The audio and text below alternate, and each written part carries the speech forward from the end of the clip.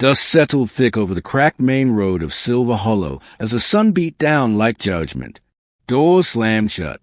Window shades dropped. Whispers flickered like dying candles through the town square. And in the center of it all stood Mara Leclair, her dress torn, her lips blooded, her left eye swollen from last night's beating. Behind her, the chapel bell tolled, not for salvation, but for exile. The preacher, once her greatest supporter, now stood with a grimace on his lips and a Bible clenched too tightly in his hands. "She's cursed," someone muttered.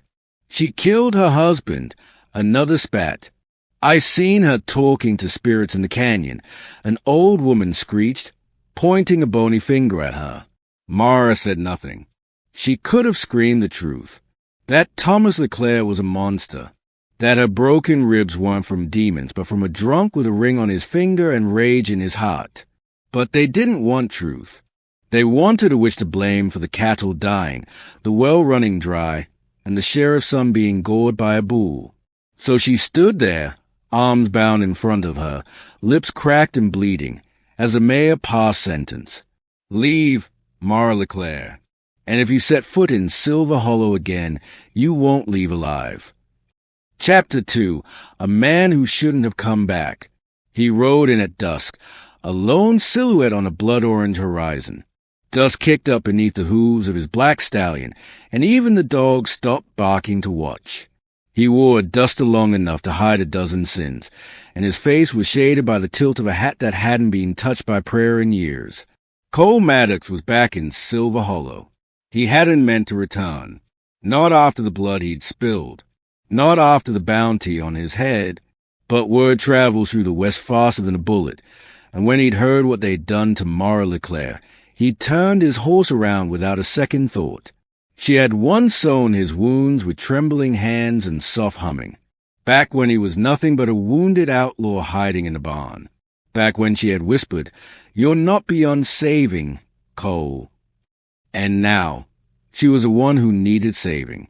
Chapter 3. A Shelter of Shadows. Cole found her 2 miles out in the wastelands, slumped against a rock, her skin blistered from the sun. A coyote circled in the distance, waiting for her to stop breathing. He dismounted, strode over, and scooped her into his arms like she weighed nothing more than a ghost. "Mara," he whispered.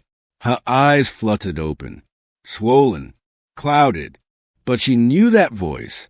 "Cole," she rasped. "Yeah, it's me, and you're gonna be all right." She didn't argue, just closed her eyes and trusted him. Chapter 4. Ashes and Whiskey. They took refuge in an abandoned homestead nestled in the canyon's throat. Cole tended to her with a kind of gentleness men like him weren't supposed to possess.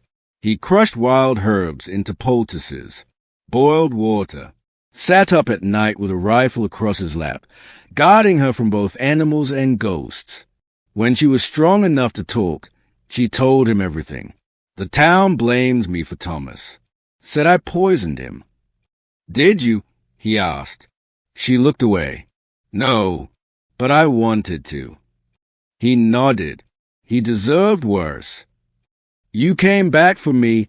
she asked one night, when the wind howled through the canyon and the fire crackled low. "I told you," he said softly. "You were the only good thing I ever touched and didn't ruin." Her fingers found his. "I'm not good anymore, Cole." "Neither am I." Chapter 5. The Blood Price. But peace was never built to last on the frontier. 3 riders came looking for Cole, the Jennings brothers, bounty hunters meaner than rusted nails. They caught sight of his horse near the canyon rim, and waited until dusk. Mara saw the glint of a rifle barrel through the window and screamed his name. "Cole!" Gunfire exploded like thunder. The cabin became a storm of bullets and splinters. Mara grabbed the pistol from under the bed, heart pounding like war drums. She found Cole wounded behind the table, blood seeping from his shoulder. 3 outside, he gasped. "You run, now." "No," she said, crouching beside him. "We end this together." With calculated fury, she kicked open the back door and fired at shadows.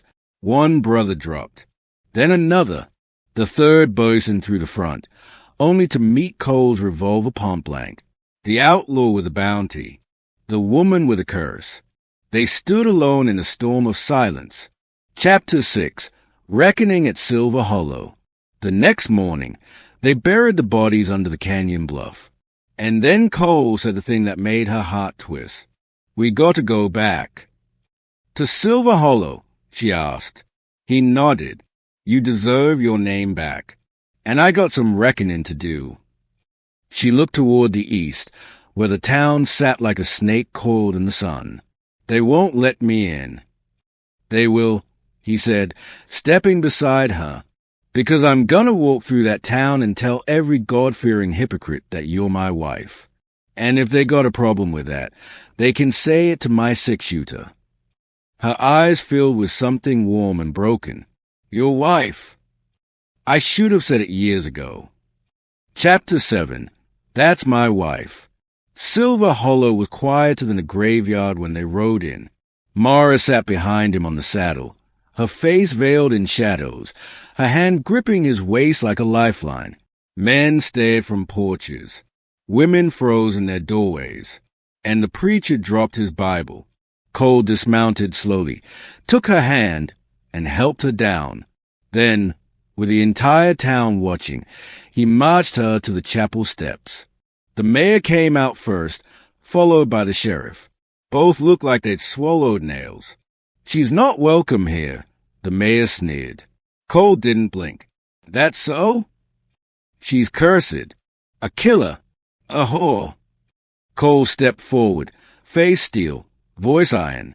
"She's my wife." Gasps. Murmurs. "She saved my life once, when none of you would even spit in my direction. And I've killed men for far less than what you all did to her." The sheriff's hand twitched near his holster, but he thought better of it. No one moved. Cole turned to the crowd. "She's not cursed. She's strong and brave, and the only reason this town still brayeth in is 'cause she ain't burned it down herself." Mara stood straighter, proud. Oh, and slowly, perhaps shamefully, the townsfolk turned away, not in welcome, but in retreat. It was enough. Chapter 8.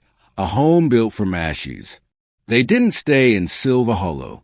Not for long. The people would never truly change, and they both knew it.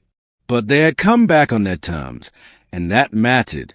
Instead, they bought land just outside the valley, land no one wanted because of rumors about haunted hills and dry earth. But Mara's hands coaxed life from dust, and Cole built a house with callous palms and stubborn grit. One morning, she stood on the porch, hand resting on her belly, watching the sun rise. He came up behind her, arms wrapping around her waist. "Think the land will be ready by spring?" she asked. "Ready as we are," he said. She leaned into him. "I never thought I'd have this." "Me neither." "And Cole?" "Yeah. If anyone ever comes again." "They won't. But if they do," he kissed her temple, "they'll know exactly who you are." She smiled, fierce and free.